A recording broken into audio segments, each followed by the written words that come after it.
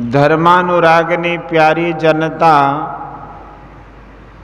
हम लोग जितने हैं सबके सब बंधन में पड़े हैं। हमारे ऊपर शरीर और संसार का बंधन है। जैसे कोई कारागार में हो, उसका अहाता बहुत बड़ा होता है, उसमें बहुत कोठरियाँ होती हैं, उसमें कारावास भोगने वाले होते हैं। ब्रह्मांड रूप कारागार का यह एक एक पिंड एक एक कोठरी के समान है। इसमें जीव कारावास भोगता है। इस शरीर में हमारा रहना कैदी की तरह है। यही कारण है कि संसार की परिस्थिति के कारण बड़े हों या छोटे, सबके सब दुख का अनुभव करते हैं। संतों ने इन दुखों से छूटने के लिए कहा और कहा कि इनसे छूटना ही कल्याणकारी है।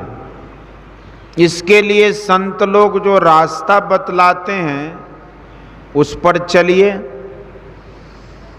गोस्वामी तुलसीदास जी ने कहा कि संत पंथ अपवर्ग कर कामी भव कर पंथ, कहि संत कवि कोविद श्रुति पुराण सदग्रंथ।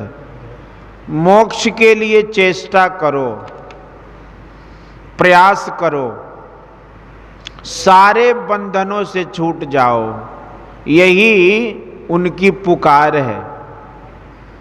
बंधन में रहने के वास्ते उसका बीज या अंकुर तुम्हारे अंदर है, ऐसा संतों ने कहा है। अपना अंदर शुद्ध करो, बीज को नष्ट करो, तो तुम बंधन से छूट जाओगे। यह बीज क्या है? चित्त का धर्म है। मैं सुखी हूं, मैं दुखी हूं, मैं करता हूं, मैं भोगता हूं, ये चारों बातें उठती रहती हैं। जिस प्रकार शरीर को कितना हो धो उसमें मैल आती ही रहती है, उसी प्रकार चित्त में इसका धर्म होता ही रहता है। इसको क्षय करने के लिए भगवान श्री राम ने उपदेश दिया और कहा कि शरीर रहते मुक्ति प्राप्त करो। इसी को जीवन मुक्त कहते हैं। जीवन काल में भी विदेह मुक्त कहलाता है। इसीलिए कि शरीर में जो सुख दुख होते हैं उनको वह कुछ नहीं जानता।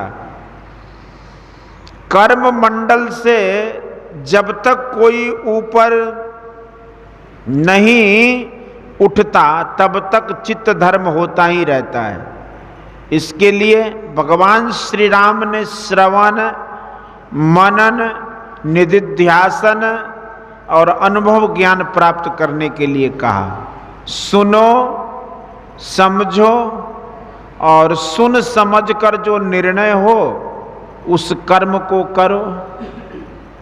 कर्म करते करते कर्म का अंत होगा, तब अनुभव होता है, तभी चित्त का धर्म छूटता है। यह उसी तरह साधा जाता है जिस तरह कोई किसी विद्या का सीखने का अभ्यास करता है। थोड़ा थोड़ा सीखते सीखते उस विद्या में वह निपुण होता है। तुम संसार में जब तक रहोगे, रहते हो, विषय भोग में लगे रहते हो, किंतु संतुष्टि होती नहीं। संतुष्टि नहीं तो सुख कहाँ? विषयानंद में तुम कभी सुखी नहीं हो सकते। चित्त धर्म से ऊपर उठो, विषयानंद में खींचो मत। विषयों से ऊपर आत्म अनुभवानंद है, उसको प्राप्त करो, तब नित्यानंद मिलता है। जिस आनंद को पाकर किसी प्रकार की कल्पना नहीं होती, आगे बढ़कर वे कहते हैं कि जब तक तुम्हारे अंदर इच्छा रहेगी और प्राण स्पंदन रहेगा, तुम्हारा चित्त धर्म नाश नहीं हो सकता। इसके लिए तुम दोनों में से किसी एक का दमन करो, तो वासना और प्राण स्पंदन दोनों दमित हो जाएंगे। प्राण का अर्थ प्राण वायु नहीं जानना चाहिए। फेफड़े में जो वायु खींचने और फेंकने का काम जिस जीवनी शक्ति से होता है, वह प्राण है।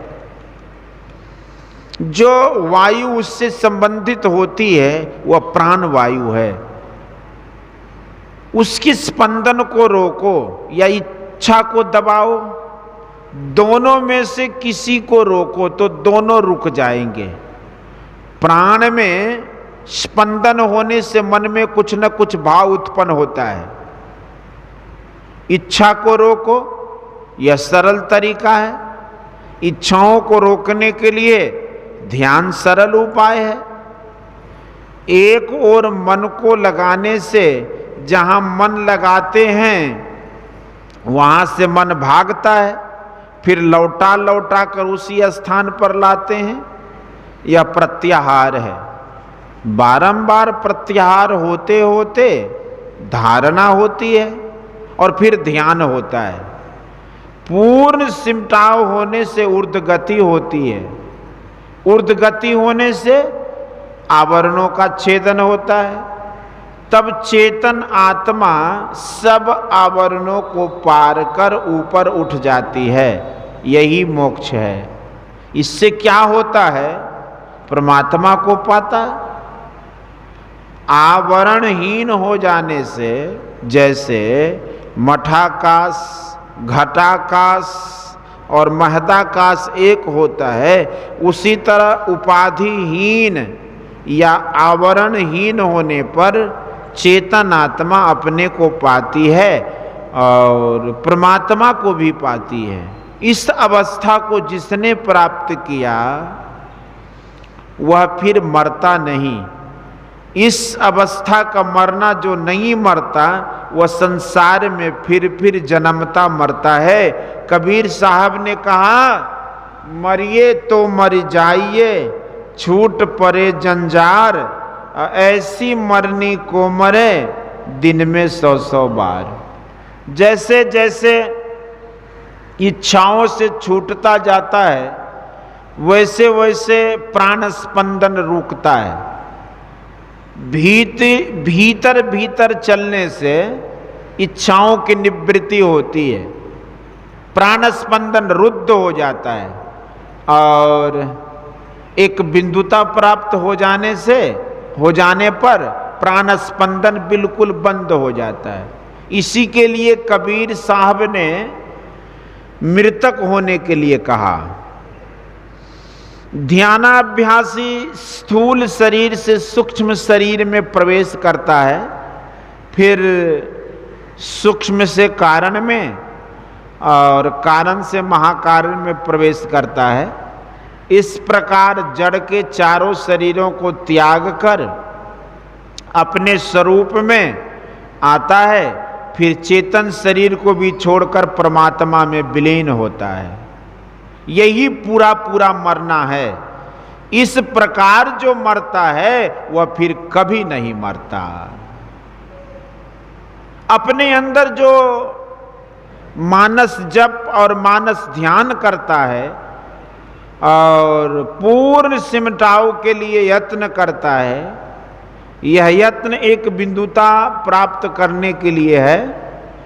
स्वामी विवेकानंद ने कहा कि तुम अपनी दृष्टि को अंतर्मुखी बनाओ, साधु का संग करो, अध्यात्म विद्या की शिक्षा ग्रहण करो। अध्यात्म विद्या की शिक्षा बिना साधु संग के नहीं होगा, इसलिए साधु संग करो, उनसे अध्यात्म विद्या सीखो। प्राणस्पंदन निरोध और वासना परित्याग करो। गुरु महाराज ने जो क्रिया बताई है उससे प्राणस्पंदन का निरोध और वासना का परित्याग होता है। जिसको यह युक्ति मालूम है उसे नित्य करना चाहिए, कभी गाफिल नहीं होना चाहिए। साधु संग, वासना परित्याग, प्राणस्पंदन निरोध और अध्यात्म विद्या की शिक्षा, ये ही चारों आत्मज्ञान को प्राप्त करा सकते हैं। भगवान श्री राम ने हनुमान जी को उपदेश दिया कि तुम मेरे अशब्द, अरूप, अस्पर्श, अगंध और गोत्रहीन दुखहरण करने वाले रूप का नित्य भजन करो। लोग स्थूल सौंदर्य में आसक्ति रखते हैं, किंतु यदि सूक्ष्म के बिंदु रूप सौंदर्य को प्राप्त करें तो स्थूल सौंदर्य स्वतः छूट जाएगा। और वह जब कारण के दिव्य सौंदर्य को प्राप्त करेगा तो सूक्ष्म का सौंदर्य भी छूट जाएगा। इस प्रकार क्रम क्रम से वह रूप से अरूप में चला जाएगा, फिर परमात्मा को प्राप्त करेगा। यम ने नचिकेता को समझाया कि मनुष्य को बहुत शुद्ध होना चाहिए, ब्रह्मवत परिशुद्ध नहीं होकर कोई परमात्मा को प्राप्त नहीं कर सकता। इसलिए झूठ, चोरी, नशा, हिंसा और व्यभिचार मत करो। खान पान सात्विक होना चाहिए। जो सात्विकता के लिए यत्न नहीं करता, रजोगुण और तमोगुण में फंसा रहता है और परमार्थ की ओर चलना चाहता है, तो वह वैसा ही होगा जैसे भूमि पड़ा चाह छुअन आकाश सब कहा गया है। इसलिए खान पान को पवित्र रखो। खान पान का असर मन पर पड़ता है। यदि खान पान का असर मन पर नहीं पड़ता तो भांग खाने और शराब पीने से मस्तिष्क क्यों गड़बड़ा जाता है। खान पान को पवित्र रखो, संतों के कहे अनुकूल चलो, कल्याण होगा। बोलिए श्री सद्गुरु महाराज। यह प्रवचन कटिहार जिला अंतर्गत श्री संतमत सत्संग मंदिर मनिहारी में दिनांक 16/3/1954 ईस्वी को अपराह्न कालीन सत्संग में हुआ था। बोलिए श्री सद्गुरु महाराज।